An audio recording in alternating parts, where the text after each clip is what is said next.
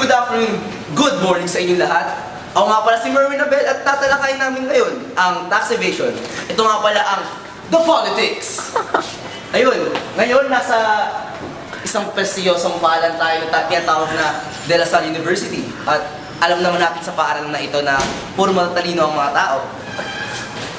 So yun, tara mag-ikot-ikot muna tayo.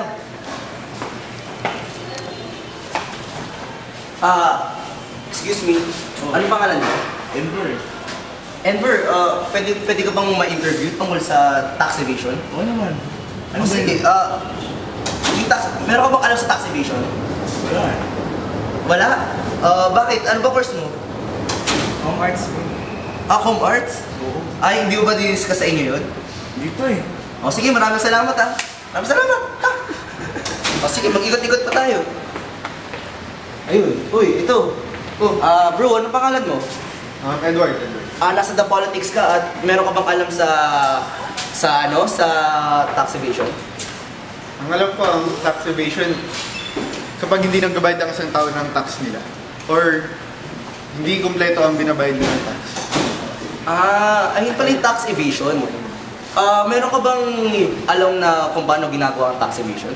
May isang halimbawa ng tax evasion ay smuggling. Yun ang kapag nag-i-import o nag-export ang isang bansa ng gamit na illegal. Ay smuggling. So, tingin mo, sino yung mga taong kasabot kaya nito, no?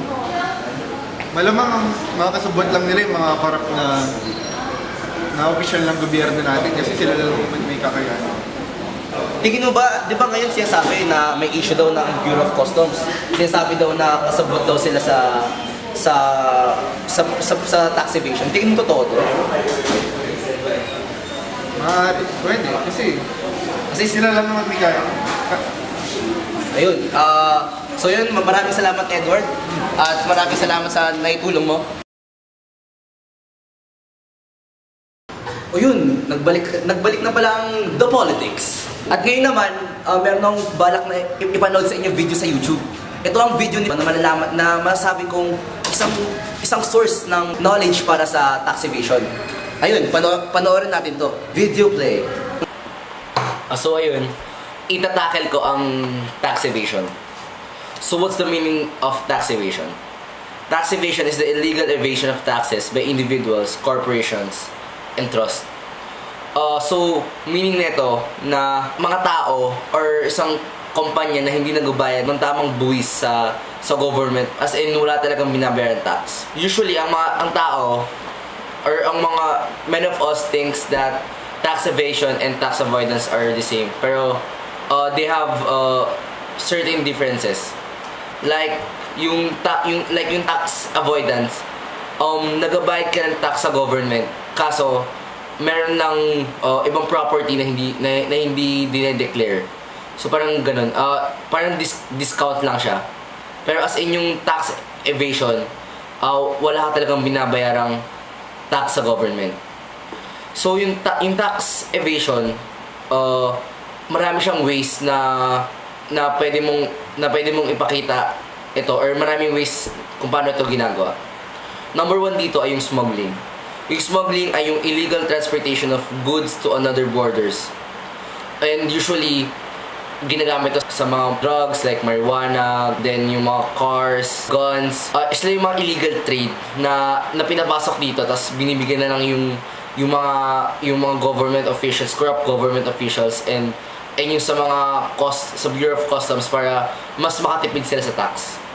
So, yung another na usually hindi nating alam na tax evasion na pala siya ay yung mga sidewalk vendors natin.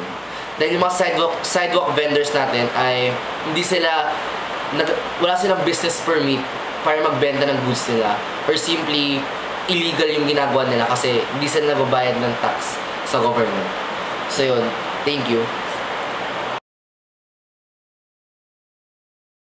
Ano po ba ang mga proseso kung saan nagaganap ang tax evasion?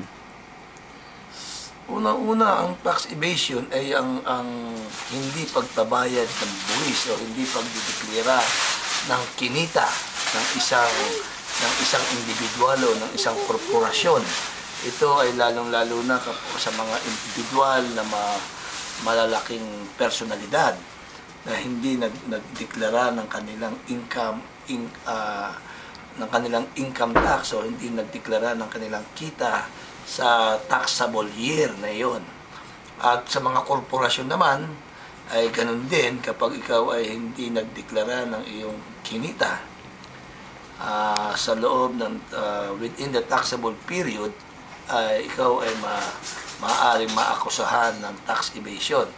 Ito ay laganap lalong-lalo na sa mga Bureau of Customs kung saan ang isang individual o isang korporasyon ay hindi nagdideklara ng kanilang tamang buwis na dapat ibayad sa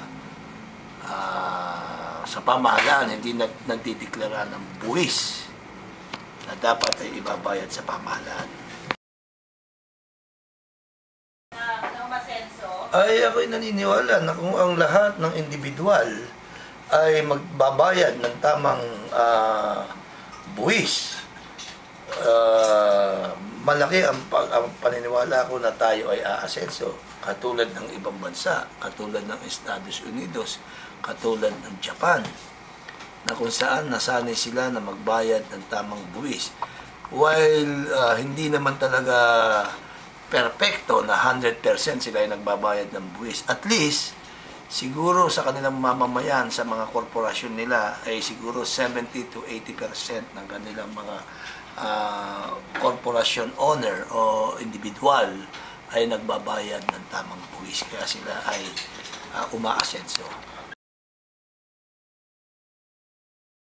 Siguro dapat tayo ay magmanman. Dapat ang lahat ng individual, ang lahat ng mamamayan ng Pilipinas ay dapat manmanan natin ang ating mga kababayan, lalong-lalo na ang mga namumuno sa pamahalaan. At higit sa lahat, tingnan natin din, makialam tayo, dapat kumuha tayo sa mga bilihin natin. Unang-una, kumuha tayo ng resibo sa lahat ng ating mga binibili. Dahil dyan ang nagiging source din yan ng hindi pagbabayad ng tamang buwis. Kasi hindi natin malalaman ang tunay na dapat babayaran na buwis kung hindi tayo makikiisa. Paano tayo makakatulong? Dapat sa anumang ating binibili, dapat kunin natin ang mga resibo ng bawat binibili natin. Yun, so maraming salamat po Sir Chito. Salamat sa oras na binigay niyo sa amin. Walang anuman naman.